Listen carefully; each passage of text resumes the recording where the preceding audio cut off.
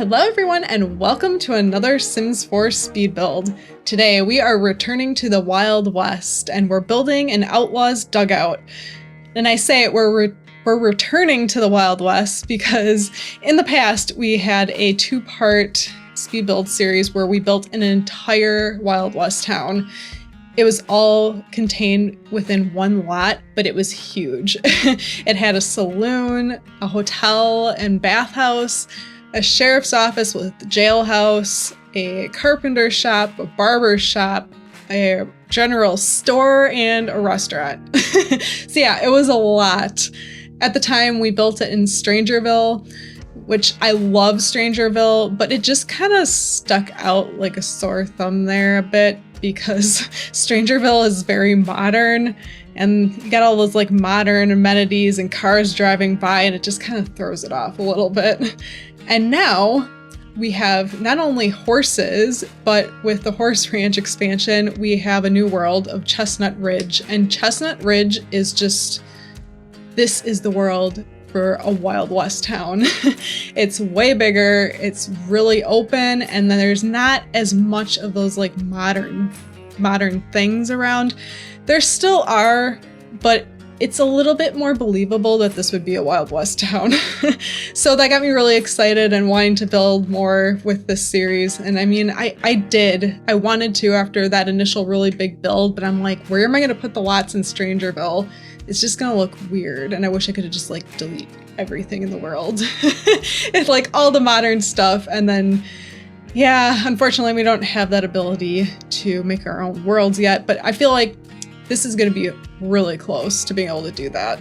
So I got a bunch of ideas for things that I really want to incorporate into this world. So if you're looking for something different in your game, or maybe you're doing one of the historical challenges and you need these 19th century kind of builds, and if you want it to be specific of being out in the Western US, then this is probably going to be great for you. Otherwise, if you could just turn Chestnut Ridge into a whole Wild West save file. I mean, that could be a ton of fun. Seriously, that's kind of what I was thinking. Just something different and fresh and fun. I figured with every old Western town, there's always got to be an outlaw, right? So I figured it would just be fun to build an outlaw's home and their like hideout. If you don't want any outlaws in your game, that's totally fine because this is also a great starter home. It is actually a starter home too. So your Sims will have a decent amount of money too after moving in here. I think it'll be over like 1,000 simoleons, which is a nice change. So they got a little money to work with. And this is a great place to start your save file then. This will house one Sim and one horse, but I think you could squeeze a double bed in here. If you wanted to get 2 Sims and a horse in here, I think you can. You'll have to just shift a few things on the inside around. You'll see later on that a stove goes in, and I think you can switch that on the different sides of the wall, and then you can put the bed on the other wall and it should work. Otherwise, I think you can shift the door a tiny bit to the bathroom on the inside. I didn't play test that part of like having 2 Sims in here, but everything is play tested. So this was a challenge to build, but I built this for a couple different reasons. So one, I felt like this was a great hideout for an outlaw because it's harder to find this home. It kind of blends into the scenery. So I'm like, yeah, this is perfect for that. But also, I mean, during the time period of like the Wild West days, this was a kind of a popular style of home. So with all the people moving westward for first the gold rush in the middle 1800s, and then there was another big group of people that came out, kind of think of the pioneers that came out. That was all started with the Homestead Act in 1962. So that allowed an adult or a head of household to travel out to the west, get a plot of land, they paid a filing fee, and if they lived there continuously for 5 years, 160 acres would be theirs. So yeah, this brought a lot of people out to the west. And once you get to the plains, it's very flat, open, and a lot of grass. There's not many trees around. So these families needed to build homes quick because if you get there before winter, that's going to be your priority, is get somewhere to live, get a shelter built, And what do you do if you don't have any trees? Well, a lot of people ended up building these dugouts, and it wasn't meant to be a permanent home. It was temporary, and it worked really well. I mean, this kept you cool in the summer, it kept you warm in the winter, and then a lot of the plains areas with being flat and open are very windy, so this was a great protection from the wind as well. The bad thing about these dugouts was, you can probably guess, a lack of light, because there really wasn't a lot of windows. You got that front-facing part of the house you can see here, and that's going to be your only light. And then you have to worry about water and dampness. I did read a lot of these, they would pitch the land away from the door. So in case you had a big rainstorm and you had all this water rushing in, that it wouldn't rush into your house. I did not do that in The Sims just because it's The Sims and I didn't need to. And this lot is very small, so I had to be kind of careful how I did the terrain here. And I tried to get it to fit in, because this is also like a tiny lot. I forgot what size this is. I always forget the lot sizes, I'm sorry. But this is a smaller one, so I didn't have a lot of area to work with. This was a challenge, honestly, in The Sims 4 to do. So you can kind of see like what I was doing.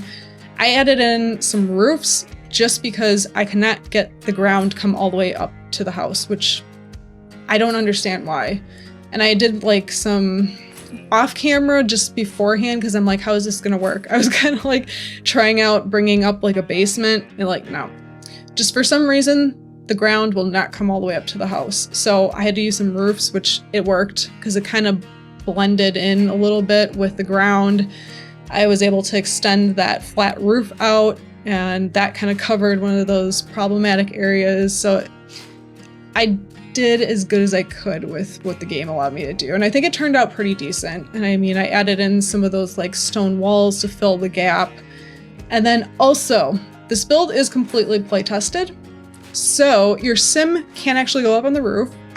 They can walk around the whole entire property. I made sure that that's all rootable, like great areas that your sim can get around. I was really hoping the horses would be able to go up on the roof and eat prairie grass, but I had to add stairs to get off the roof. So you can either go up and down the ladder, or once you go up the ladder, there's like a small little staircase in the back that they can go down, but horses can't use stairs, so that's an issue. So that was a disappointment. If you wanted to, you still could get rid of that decorative grass, and you can put in prairie grass, because your sim can go up there and harvest it, and then you can feed it to your horse. But I thought it'd be kind of funny if the horse was up on the roof, but darn it, Sims. You had to ruin that for me.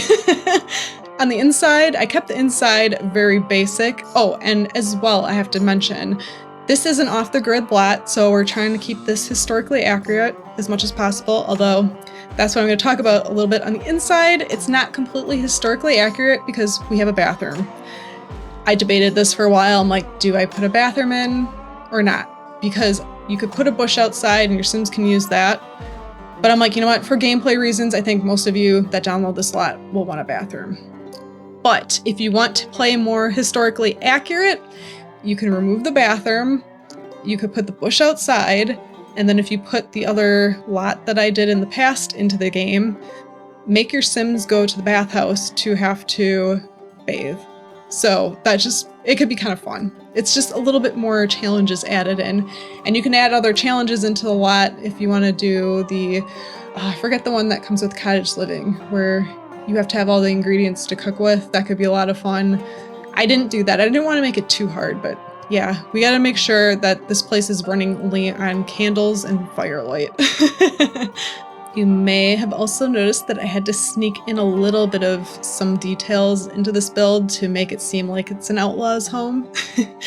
I figured this is probably a thief and maybe they broke into the local bank and they're on the run. So we got a bag of gold that's like kind of hidden under the bed spilling out, and some gold bars.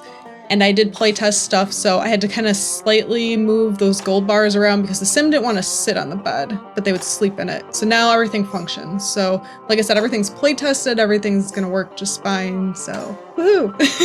But yeah, we're getting towards the end of this video, so thank you so much everyone for hanging out with us. We really appreciate you guys so much. Make sure to hit that like and subscribe button, and we'll see you very soon in our next video, everyone. Bye!